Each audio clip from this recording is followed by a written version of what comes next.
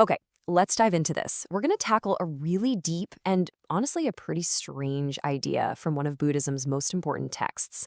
It's a riddle, right? About a savior who says he saves absolutely no one. I mean, that sounds like a total contradiction. But stick with me here, because the answer is genuinely mind-bending. So, right off the bat, here's the paradox we're digging into. A huge part of Mahayana Buddhism is this promise to liberate every single being from suffering.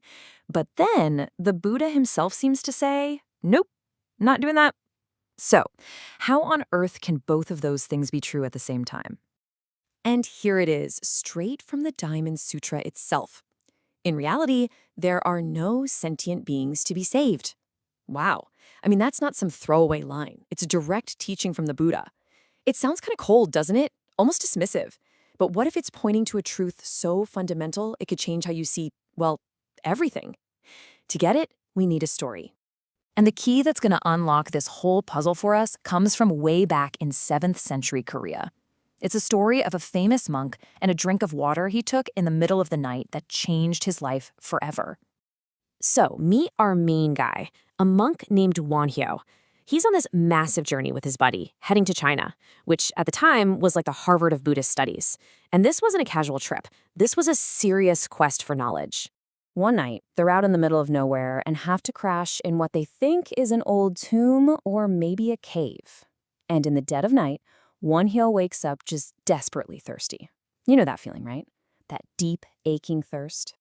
So he's fumbling around in total darkness, and his hands bump into what feels like a gourd, a bowl, and it's filled with water. He drinks it down, and oh my God, it is the best water he has ever tasted. It's cool, it's sweet, it's so refreshing, just this moment of pure relief. He drinks his fill and drifts back to sleep, totally content. But then the sun comes up. Wonhyo wakes up and looks over to see the gourd from the night before. And it's not a gourd. It's a decaying human skull, filled with stale, grimy rainwater. The second he sees it, this wave of pure disgust hits him, and he just violently throws up. And bam, right there, in that moment of intense nausea and revulsion, something just clicks in his head. Wonhyo has this massive epiphany. He realizes the water wasn't the problem. The problem was his mind. This all boils down to a powerful principle he realized right then and there. Ilche Shimjo. It's a famous phrase in Korean Buddhism, and it means everything is created by the mind alone. His entire experience, from the blissful relief one moment to the violent sickness the next, it wasn't created by the water. It was all manufactured right inside his own head.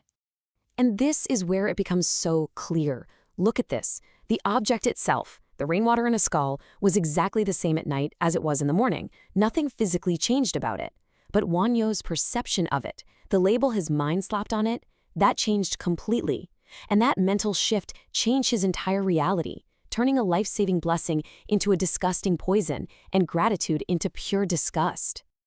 And these are Wonhyo's own words after his awakening. He understood that the world we experience isn't some fixed, objective thing out there. It's a projection. It's a story we tell ourselves. When his mind created the story of delicious water, that was his reality. When it created the story of filthy skull water, that became his new reality. And after this, he just turned around. He didn't need to go to China anymore. He'd found the truth he was looking for right inside himself. Okay, so a monk, a skull, some grimy water. What in the world does this have to do with our riddle from the start? How does this story explain why the Buddha claims he doesn't save anyone? Well, the logic flows directly from Wonhyo's big moment. If our mind literally creates the reality we experience, then all the labels we use, good, bad, pure, impure, delicious, disgusting, they aren't real properties of things out in the world. They're just mental constructs. So follow that logic. If that's true, then the labels a savior and a being who needs to be saved must also be ideas created by the mind, not ultimate truths. And that, right there, is the heart of it. The Buddha isn't saying he's indifferent or that he doesn't care about suffering. Not at all. He's saying that from the ultimate viewpoint of enlightenment, this idea of a separate me saving a separate you is an illusion. It's a story our minds create. Real freedom, true liberation, is seeing through that illusion of separation altogether. So what does this mean for us, in our everyday lives? This isn't just some dusty, ancient philosophy. It is a radical challenge to how we see ourselves and the world every single day. In fact, the Diamond Sutra takes this exact same logic and applies it directly to our own identity.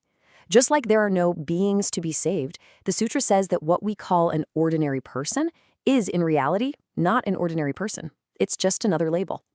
I mean, think about it. Think about the labels that define your world. I'm smart. I'm an anxious person. I'm successful. Or I'm a failure. We treat these like they're solid truths about who we are. But this teaching says they're just like Wonhyo's water. They are mental constructs that we've mistaken for reality. And clinging to them, whether they're good labels or bad ones, is what causes our suffering. Real freedom is realizing they're just names, not the unchangeable truth of who you are. So I'm going to leave you with this question. The text says that even the label ordinary person is just a name, a concept. So what are the names, what are the labels that are defining your world today? And what might happen if you started to see them not as a solid cage you're trapped in, but just as clouds passing through the wide open sky of your mind?